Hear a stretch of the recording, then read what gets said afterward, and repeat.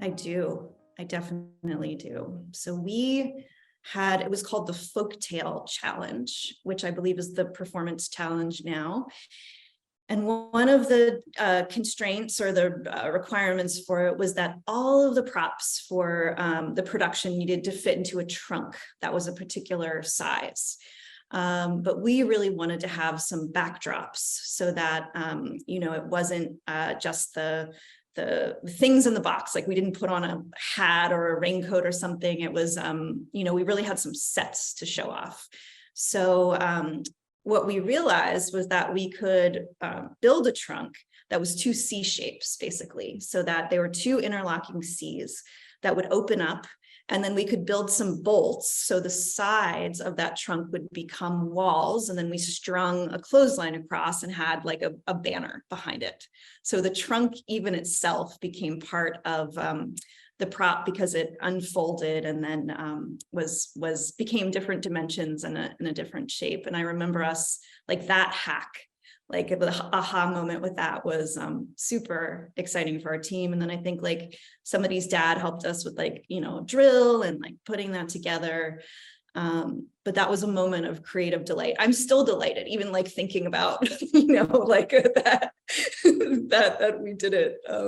Yeah, it was really cool. It's fun hearing about those types of things, and it's like, people remember very, very vividly something they built in 8th grade, and Yeah.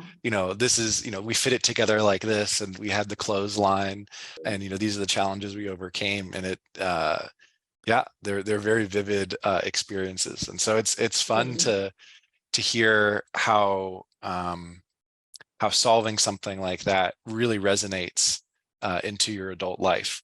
It does, for sure. Like I remember, like I can taste the like Cool Ranch Doritos and cherry Coke, that we used to have like that was like fueling all of this energy. And yeah, I can hear the Lemonheads in the background. I think we listened to like It's a Shame About Ray, the whole time we constructed things. And it's a very fond memory that it's been nice to retreat to in this conversation.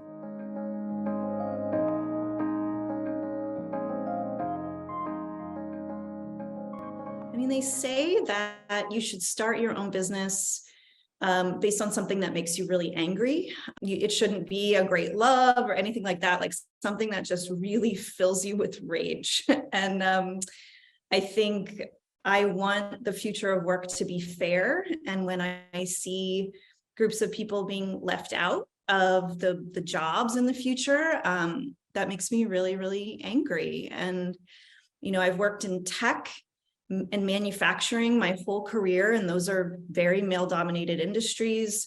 There's, women are moving into the highest roles now, but that transition has been very slow. And I thought, you know what, I'm tired of working on teams with mostly men, and I think I want to build a culture for my company that is more resonant with my values and is a place where everybody can thrive. So Shimmy is 15 people, 85% of our team are women, and everybody has some lived experience of maybe being underestimated at some point in their life, not because of their skills or what they've achieved, but what they look like. And that's been really powerful to build a place where people like that can bridle that energy and use it to help other people who are also being underestimated.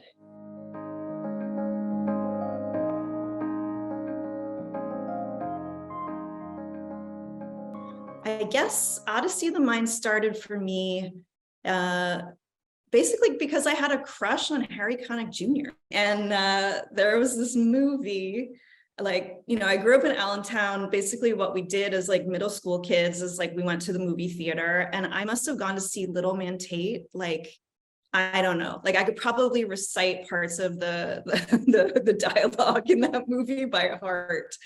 And there's a scene in that movie where he gets to go to Odyssey of the Mind, and it just seemed like such a cool place. Like I thought, wow, there are all these people, all these nerds basically that are, building these amazing balsa wood structures and doing creative problem solving. And lucky me, the middle school that I went to was adopting Odyssey of the Mind. So I was able to join a team and participate, and it was truly life-changing. I'll definitely say that. I think I've always been a smart kid, but I've never been a kid that's tested well, ever.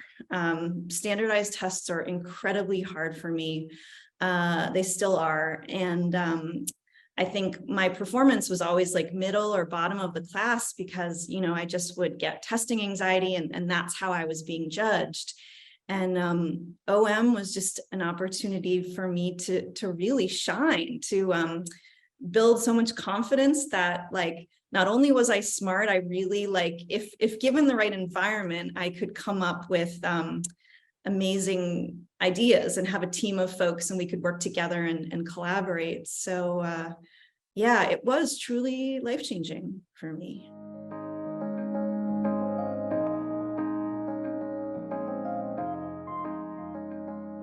I think my team was all female, if I remember correctly. And, I think we need strong female role models, as well as we need, male allies, and we need to make room for everybody, people who aren't gender conforming, people who are figuring it out. So I think I'm excited to see what that looks like when I come as a volunteer in a little while. I think, if I think about our team in Bangladesh, we have a group of women who are advanced machine trainers, and it was hard to find a group of women who had that advanced machine experience. But they make, like, they're so cool. Like, if they lived in Brooklyn, they would live in like Ridgewood or something. They're like the coolest women, and they make TikToks, and they've really reframed for a lot of production line workers, you can be feminine and run an advanced machine. And here's kind of some ways you can begin to play with that and make it your own. So I think in my own life, it's been hard to model what I can't see. I think back to a product manager at Autodesk. Her name's Hilda Sevens, and she was this powerful, really amazing woman who, was also the only one in the, the section, but was bringing these incredible products to market. And I thank my lucky stars that I got to watch her and kind of see how she did it, and have her mentor me as I figured out, what is my leadership style and how do I really make it my own.